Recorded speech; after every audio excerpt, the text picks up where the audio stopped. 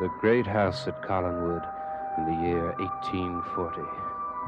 A time when the evil of one man threatens to destroy the entire Collins family. Possessed by the warlock Judah Zachary, Gerard Stiles has embarked on a scheme to have Quentin Collins beheaded for witchcraft. Valerie Collins realizes that Judah lives again in the guise of Gerard. But when she tries to prove it through a black magic ceremony at the fireplace, it is not the face of Gerard that appears, but the face of Quentin Collins.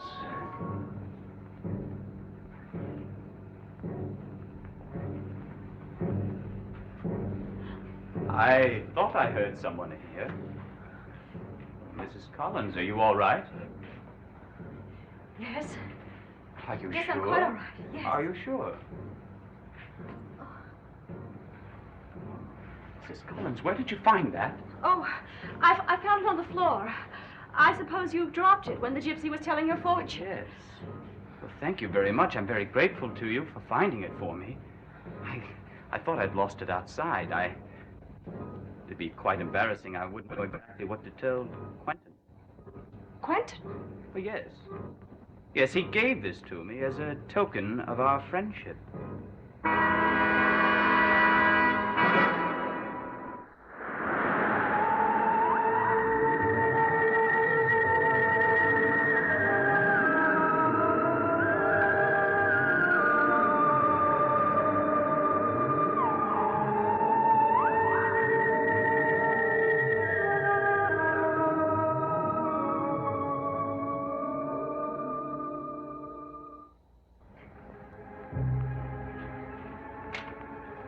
Mrs. Collins, have I said something to upset you?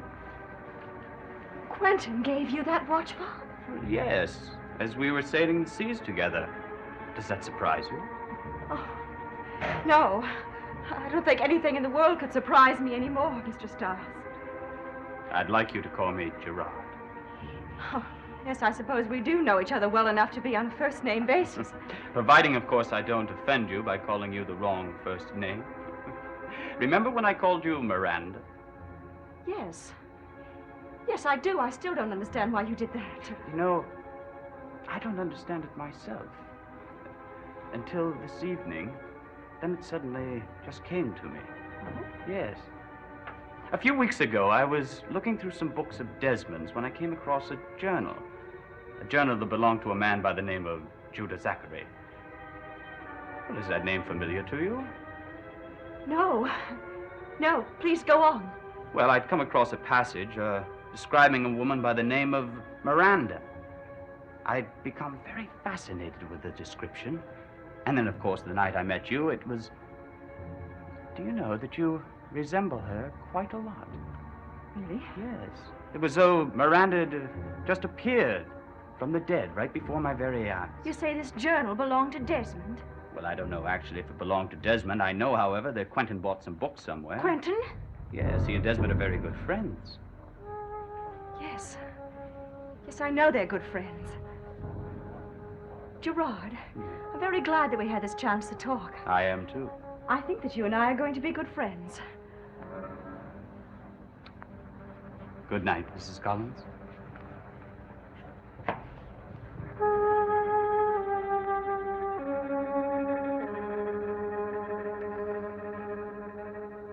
So it's really true. It is Quentin that Judah has possessed. Of course. For him, it would be the perfect revenge. And now Quentin is in jail. And I'll see that he stays there. The irony of it is too beautiful. I will be responsible for his execution all over again. I will see him beheaded as he was in 1692. Would you be more comfortable with another pillow, Father? I'm quite comfortable now, thank you. How about some more broth? I think that would be nice. No, I don't want any more broth. Well, isn't there anything I can get you at all? Yes, there is. I would give everything I own for a little peace of mind. But that can't be bought, can it? Father, I know you've been through a horrible ordeal.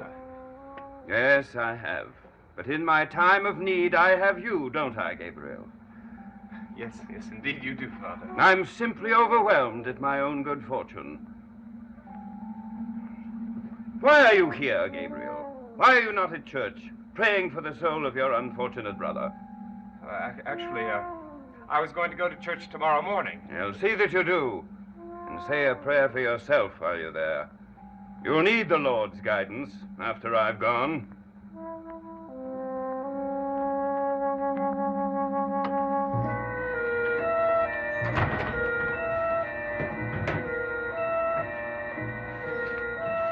Barnabas. Well, going to see your dear sister? You and I had nothing to say to each other after what you've done to Roxanne and Julia. And I would have succeeded if it hadn't been for you. Consider yourself lucky that you didn't succeed. I would have killed you if you had. I would destroy you even if it meant my own destruction. You are really that devoted to Julia. Yes, I am that devoted to her. Well, for the time being, I'll allow her to continue this masquerade of being your sister. But you know what continues to amaze me is that you continue to survive. What does that mean? You choose the most atrocious friends. Who are you referring to? Quentin Collins. Quentin is a fine man. Wait. Just wait, because soon you'll find out the truth. And when you do, as usual, you will come to me for help. But this time, my dear Barnabas, I will not help you.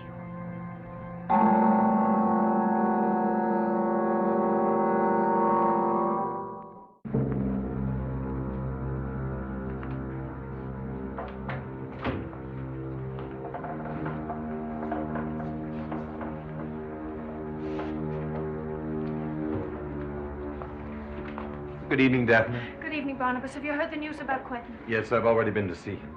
But you don't believe the charge, do you? Of course not. But Quentin told me that his father apparently does. I'm planning to have a talk with Daniel. Someone's got to convince him that Quentin is innocent.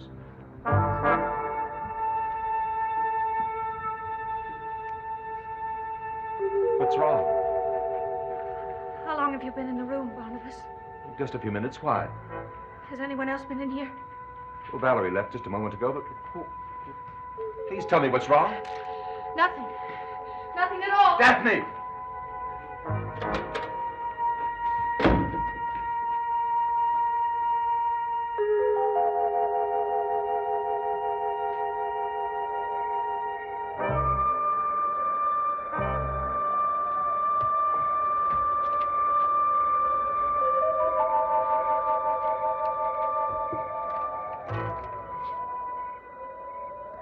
You have not heeded my warning. Therefore, I shall protect you and watch over you. You shouldn't have followed me here. I'd really rather be alone. Why? Being alone would only make it worse. Why don't you show me what the letter says? It's the most frightening one of all. This one means that Joanna's in the house. Yes, this note implies that. But there must be an explanation for it, either natural or supernatural. I wouldn't advise you breathing a word of this to anyone. If it became public knowledge, well, it could be used against Quentin. Why do you look at me like that? I don't know. I suppose it's because you confuse me when you begin to defend Quentin. I never know whether you're really sincere or not. Oh, you will know when you make your final decision about me. I'm not sure whether I really want to know. But you do. Deep down inside, I know you do, because I'm the only one you can count on. Now that Quentin's gone. Quentin isn't gone. Daphne, look at me. You're very confused, and I can help you. I can help you because I'm the only person that you can count on right now. Quentin wanted it that way. That's what he asked me. Look after Daphne. You must believe me in that.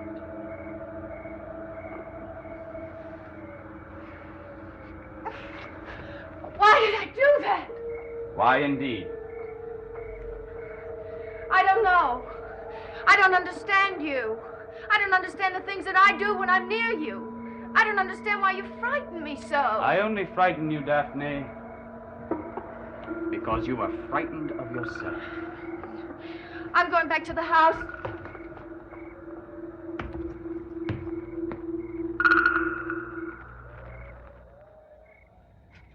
Thank you very much.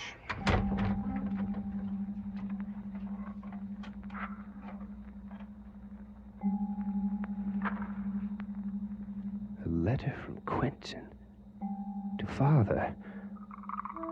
My dear brother is obviously trying to get Father to change his mind. And he might succeed. He's always been very persuasive. No, I don't think dear old Father shall ever see this.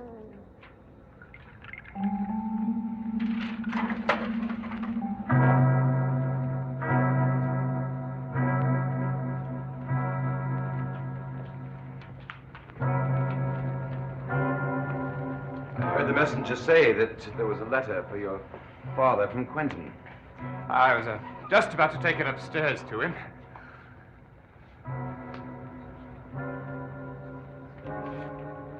I will be glad to save you the trip. I will see that he gets it and reads it immediately.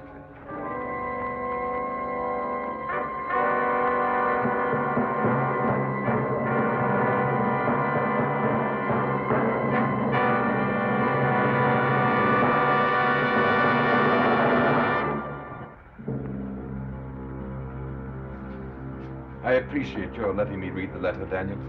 What is your reaction to it? From what Quentin says in there, I'm more convinced than ever of his innocence. Now, surely you must have been moved by the letter. Yes, I was. But then I know Quentin better than you do. I know that he's capable of being most eloquent when it suits his own purpose. There is more than a little of the politician in him. I know this sounds cynical coming from his own father, but it's true. True or not, he remains an innocent man. No one would like to believe that more than I. Daniel, he was deeply hurt by your decision to change your will. I did what I felt I had to do. I followed the dictates of my conscience. Now, Daniel, as a good friend, I urge you to reconsider what you've done. I tell you, I've searched my conscience, Barnabas. I tried desperately to find a way that would give him the benefit of the doubt. I could not find it. Daniel, you say you know your son better than I do. Well, I believe you're wrong, or you've deluded yourself. I beg your pardon? Daniel, your son is very devoted to you. When I talked to him in the jail cell, I was moved by the way he spoke of you, of how he grew up in this house under your guidance. He said that when he was young, you were the whole world to him. He looked up to you. He respected you. He wanted to follow in your footsteps because he knew that you were basically a good man and fair, that like no one else he knew. He said all this to you? Yes. And he was counting on you, above all others, to be at his side during this crisis. Now, Daniel, I urge you to think again about this whole matter. You must be fair to him as the law must be. In the eyes of the law, he is innocent until proven guilty. I will take your advice and give more serious thought to the matter, but I cannot make a decision now at this time.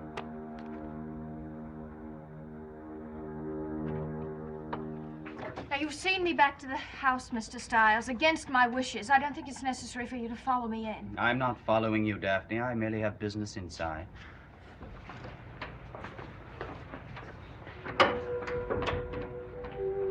Do you smell it? Perfume? Yes. So what's unusual about that? It's the same scent Joanna used to wear all the time. I'd know it anywhere. Now, you listen to me. You don't let that letter upset you like this. Isn't it quite possible that there could be another woman who wears the same perfume as your sister used to? Yes, I suppose so.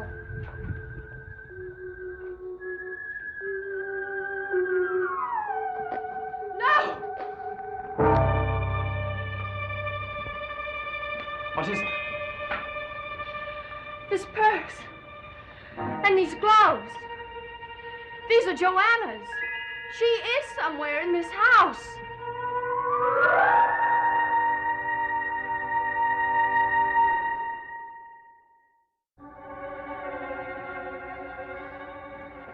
These things are hers. She has come back.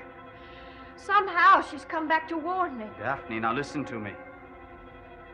If you are right, and your sister is come back, why doesn't she simply appear and tell you what you want to know? I don't know. I can't think clearly. But you must. There are a lot of things here that we must find out. Now, I am going to help you whether you like it or not. Now, why don't you go upstairs and try to get some rest? Yes, I think I'll do that.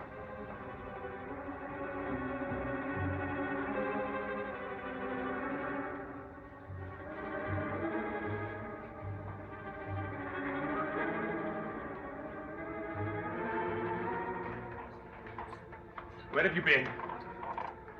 Out for a stroll. Well, what's the matter, Gabriel? You look a little pale. Barnabas has been upstairs with my father for over an hour. So? I don't know why you should get so worked up about something like that. He took a letter from Quentin to him. Now, it's quite possible that he and Quentin are going to change my father's mind completely. Now, do you understand why I'm worried? Yes, I understand.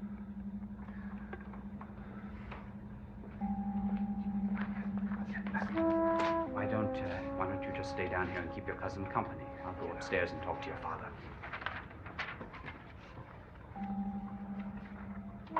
Barnabas!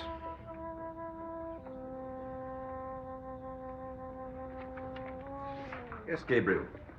I think I should have taken that letter to my father, not you. Well, I don't know that it would have got to him in your hands.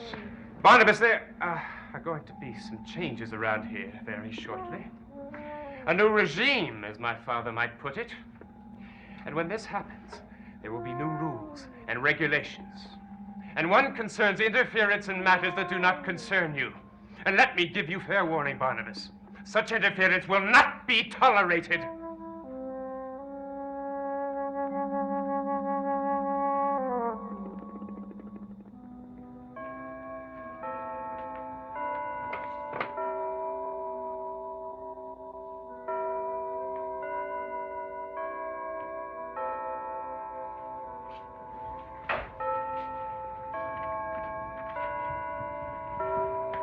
Well?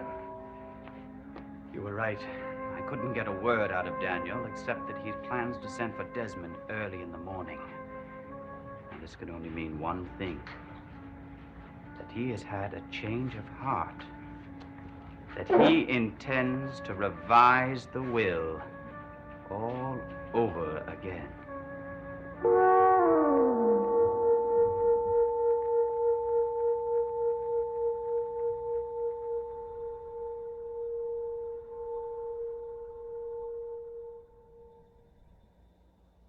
I, Daniel Collins, being of sound mind and body, do hereby... How dare you enter my room without knocking? So it's true. You are revising the will again. Leave this room at once. No, Father. I've taken my last orders from you and everyone else. And I'm not going to let you ruin my life. Now give me that pen and paper. Stay away from me. You sick, senile old man. Senile am I? Well, that's where you're wrong, you ungrateful wretch. What do I have to be grateful to you for? You answer me that. I've sat in Quentin's shadow all my life. I've watched you give him everything, and me nothing. Well, you've changed the will once, Father, and once is enough for me. When I'm through with you, you'll have nothing because you are nothing. Yes, I love Quentin, and do you know why? Because he's 10 times the man you are. You've done nothing but bathe in self-pity ever since you settled in that wheelchair. You did it to make people feel sorry for you, so you could have your own way. Do you know what would have happened had it been Quentin who had had the accident and not you? He would have fought and gone on fighting till the day he rose up and walked. That's why he's always had my love and admiration. Why, you've never had it and never will have it. You're nothing but a weakling and a coward. That's enough!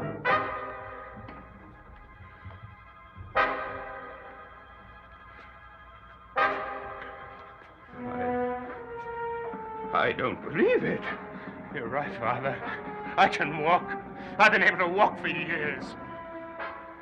Or even worse than I thought you were. I've been able to walk for years. And for years I've been waiting to get back at Quentin. Quentin? You did it. You! Yes, Father. I did it. I killed Randall Drew. And now Quentin's going to pay for it. And now you're going to give me that will. No! You're not going to change it. No! You're not going to change it.